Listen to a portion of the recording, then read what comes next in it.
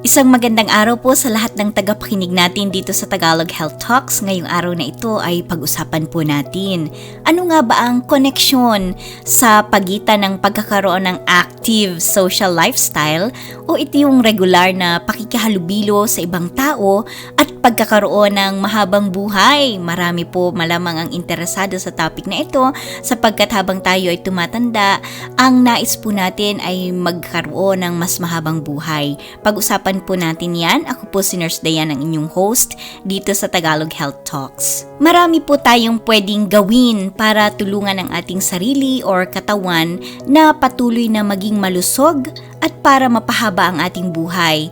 Bukod sa regular na pagkain ng mga prutas at gulay, pag-ehersisyo, like yung popular po na 10,000 steps in a day, ang pagkakaroon po ng active at healthy na social life ay pwede rin itong makadagdag sa bilang ng ating masasayang taon.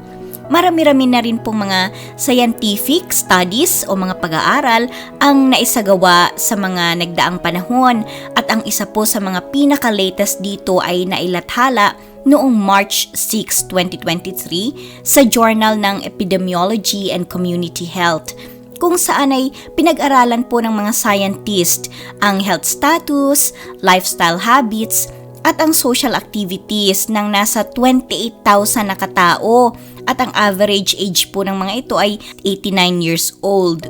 So, ang ginawa po ng mga scientists, sinubaybayan nila yung mga participants nila sa loob ng 5 taon or until bawian po sila ng buhay or mamahinga ang mga ito. At napansin po ng mga scientist na yung mga taong nakikipag-socialize or nakikihalubilo occasionally, buwan-buwan or monthly, linggo-linggo or araw-araw, sila ay mas nabuhay ng mas matagal. At yung mga taong nagsabi na araw-araw or daily silang nakikipag-socialize o may nakakahalubilong mga tao, lumalabas po sa scientific na pag-aaral na sila yung mga mas may pinakamahabang buhay. So nakita po nila na sa paglimit or pagdalas ng pakikipag-socialize or pakikihalubilo ng mga tao ay sa paghaba ng buhay ng mga ito.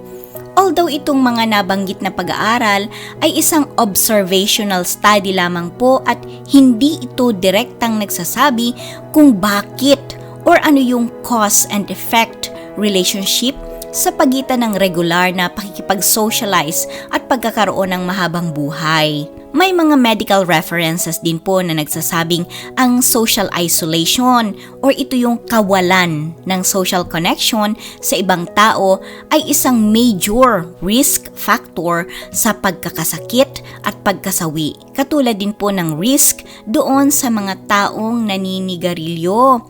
Ang paliwanag po ng maraming health experts dito ay ang social isolation, ito ay nakakapagpahina ng ating immune system. Kapag ito'y nangyari, magiging susceptible or ibig sabihin po nito, madali tayong makaka-acquire ng mga infectious na sakit. May isang pagsisiyasat po na naipublish na nagsasabing yung mga socially isolated na tao, sila ay may 2.4 times na risk na magkaroon ng tinatawag na coronary artery disease. So yung mga tao na hindi masyadong nakikihalubilo, sila ay may mas mataas na risk na magkaroon ng sakit sa puso. At ito pong coronary artery disease or ito yung CAD, ito po yung kondisyon kung saan nagkakaroon ng bara o taba sa loob ng mga ugat sa puso ang isang pasyente. Magreresulta po itong coronary artery disease sa mahinang daloy o obstructive blood flow at eventually maapektuhan po nito ang ating buong katawan. Kasi tandaan po natin na sa ating dugo, ito ang nagdadala ng oxygen at mga sustansya sa iba't ibang bahagi ng ating katawan. Sa ating utak, sa ating mata, sa ating baga or lungs, sa ating puso, sa ating kidneys, liver at iba't iba pang bahagi ng katawan. At hindi lamang po yan, may ilan ding resulta mula sa mga scientific na pag-aaral ang nagsasabing ang healthy at mas malimit na pakikihalubilo, link din ito sa pagkakaroon ng mababang chance para sa atake sa puso. At nakakatulong din po ang pakikihalubilo sa pagkontrol ng mataas na presyo ng dugo. pinapababa rin po nito ang risk ng isang tao para magkaroon ng cancer at mas mabilis na paggaling ng sugat o kaya yung faster wound healing. Napansin din po sa maraming pag-aaral na yung mga taong may healthy level of social interaction sa ibang tao, sila itong may mas healthy behaviors tulad ng pagkain ng tama at pagkakaroon ng aktibong lifestyle or mas physically active po sila. Kaya't muli po, natandaan po natin na ang pagkakaroon ng healthy at enjoyable social relationship ay makakabuti sa ating mental health, sa ating mga health behaviors at sa ating mortality risk. Kasama na po dyan ang pagkakasakit at mas maagang pamamahinga sa mundo.